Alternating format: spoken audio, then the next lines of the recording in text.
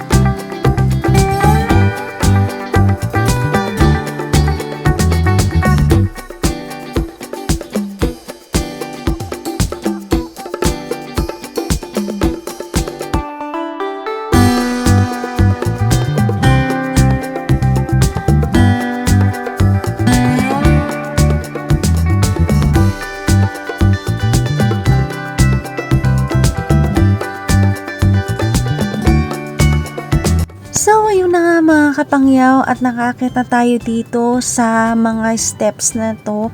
Sobrang taas kasi yan, actually sobrang taas. At sa mga oras na to, medyo hinihingal na ako. Hindi naman totaling hinihingal pero makakapagod talaga lalo na kung nagmamadali kang paakit pataas. And nandiyan dyan sa gilid yung anak ni Amo kasi nakita niya may hawak akong tripod. So, nahihiya akong mag-vlog. So, yun lang. Asaya lang sa pakiramdam kasi dati ko pa tong gustong puntahan actually. Pero, dahil nga sa kuripot ako at wala rin akong oras mag-day off, ayun, hindi ko talaga siya pinupuntahan. Sobrang tagal ko na dito sa Hong Kong. Magsi 7 years na. And ngayon pa lang siya napuntahan. And nalibre pa ako nila Amo. 'Di ba? Ganun lang yun. Utakan lang. At saka kasi tinanong din nila ako kung nakapunta na ba ako dito. Sabi ko, I never been there. O, diba? English yun. Saan ba kayo? Siyempre, kailangan natin magpakatotoo, diba? Kaya nga tayo nagbablog. Ay, Diyos ko, dahil. Kaya tayo nagbablog eh. Kailangan na tayong magpakatotoo. Parang, ano yan, parang PBB. O, ayan. Kailangan doon ka lang sa totoo. O, diba? May sweet lovers pa dito sa harap ko. Naku, nakakapanggigil kayo. Malis-alis kayo dyan na. Baka makurot ko kayo. So, yun lang. Iko-continue ko ulit yung aking vlog at sana nagugustuhan nyo to. Kahit na hirap na ako at hindi ko alam kung maayos ba yung mag-video ko.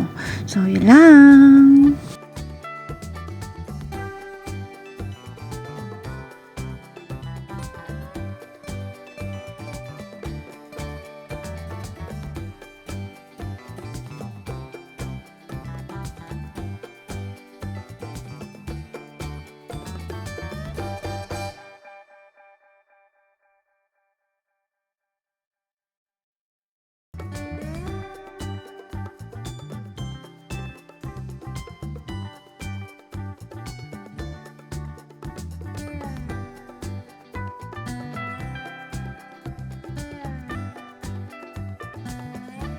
At so ayun mga kapangyaw, malapit na tayo makarating dun sa pinakataas.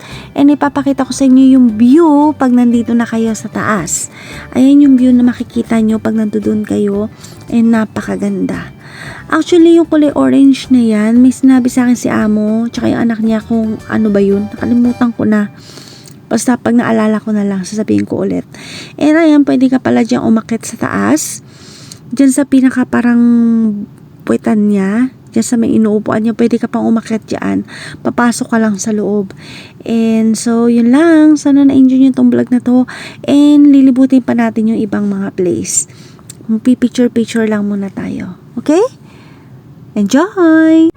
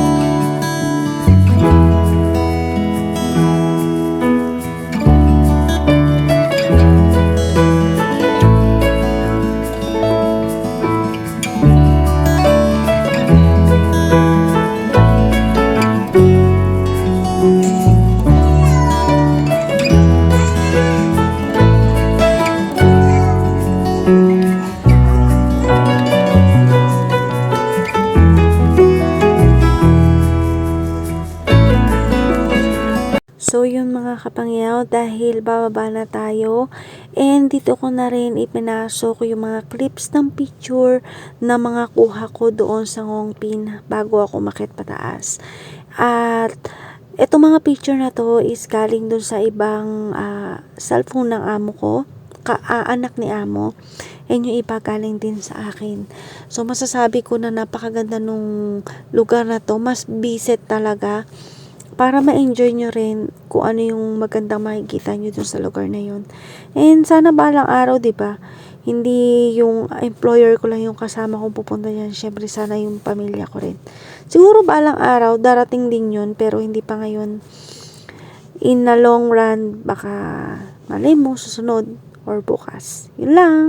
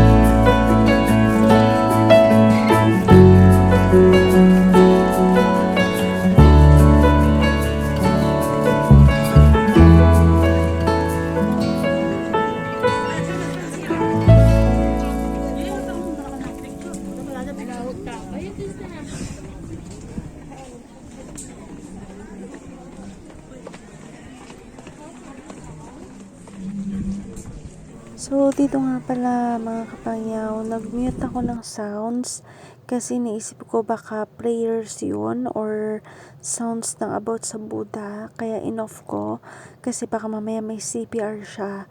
Mas mabuti na rin yung ganun para safe tayo at para walang bulilyaso yung ating monetization. And nga pala, itong isang place na pupuntahan namin, ito yung sinasabi ko sa iyo na kulay orange yung lugar. parang bawal ata mag-video dito at mag-picture eh. Pero yun, nag-ano lang ako ng clip na maiksi para makita niyo yung lugar sa loob ko ano itsura. Kadalasan, dito yung mga Chinese na nagpipray or kaya kung may mga wishes sila na gusto nilang makamit, basta mga ganun. So, mga kapangyaw, hanggang dito na lang yung ating vlog at sana nagustuhan nyo yung ating inedit na video. And soon, mag-upload ulit tayo.